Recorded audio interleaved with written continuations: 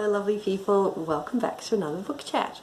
Okay, so I am obviously back in on TV, back with my normal backdrop, and apologies again for the last couple of videos where I think with the wind nobody could really hear me, but it was a really pretty background, right? Okay, so I thought I'd talk about a few more of the books that I read while I was away, because flights for me, I do sometimes watch videos, but generally I tend to just read a lot. And as has been mentioned before, I am very shocking at mood reading, so I can take 5 books with me and decide that this is what I'm going to read, and I'll probably not read a single one of them, which gets very difficult if you're carrying paperbacks, and is why I love my Kindle. Okay, so these particular books were another a result of my one-clickitis, where I was kind of like, oh well, I need lots of books to read, so I'll take that one, I'll take that one, I'll take that one. And these are recommended to me, I think they're recommended to me, or I keep hearing reference to them sort of in various Facebook groups and that sort of thing. I will admit I was not convinced by the cover, and if they hadn't been, the first 2 books were 99p at the time, I probably wouldn't have picked them up, because he just looks very cool. And I'm not very cool, and I have trouble identifying with characters who are very cool and you know, super good at things they do, and yeah, yes, I can't identify at all.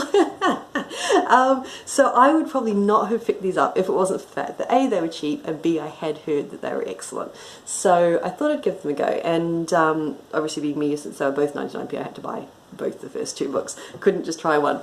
And they were good reads. For me, they were perfect reads for on the plane, because I didn't have to think about them too much. They were fun, they were well written, they were easy to read. Harry Dresden, the main character, who's the only openly practicing wizard in, I think, in the US, or maybe in the world, I can't remember now.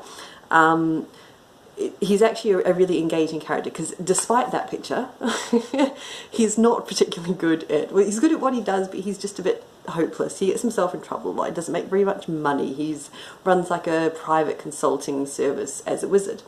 And there are definite shades of that sort of PI, detective noir sort of thing going on. He's been very out of favour with the Council of Wizards and this sort of thing, and they're good reads. They're quite adventurous, they're quite fun. To me, there's nothing, I haven't rushed out to buy the 3rd book. I enjoyed them. If I spot the others, I'll probably pick them up and read them, but it's one of those ones where I wasn't that hooked that I need the whole collection or anything like that. They did have some great lines in them, and I highlighted a couple as I went along.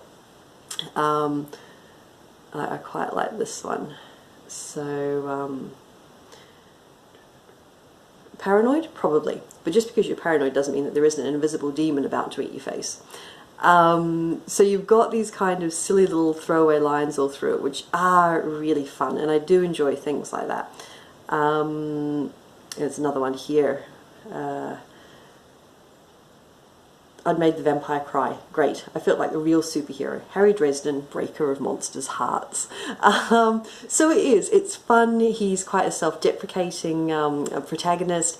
He doesn't think he's amazing at things. He is brave without being the great hero. And that I did enjoy. So as far as these books go, I would definitely recommend them for sort of holiday reads, plane reads. They're great fun for things like that.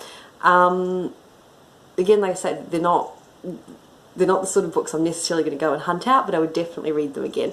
And if you're very into that sort of almost modern or contemporary supernatural, I know there's a name for it. I'm still jet lagged. I can't think of any words at the moment. I'm amazed I can do this video.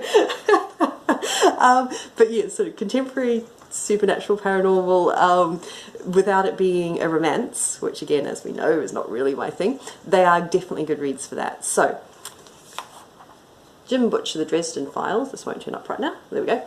So that's the first book, Stormfront, and the second one, I'm not even going to try and look for it, really. Yeah, jet lag is terrible. But yeah, I read the first 2 of those. I can definitely recommend them for fun reads, and yeah. So let me know, what sort of books do you enjoy reading on holiday? Do you go for the fun reads? Do you go for something a little bit deeper? Do you plan out your reading for holidays? So let me know below. and we'll see you next time. Thanks very much. Bye.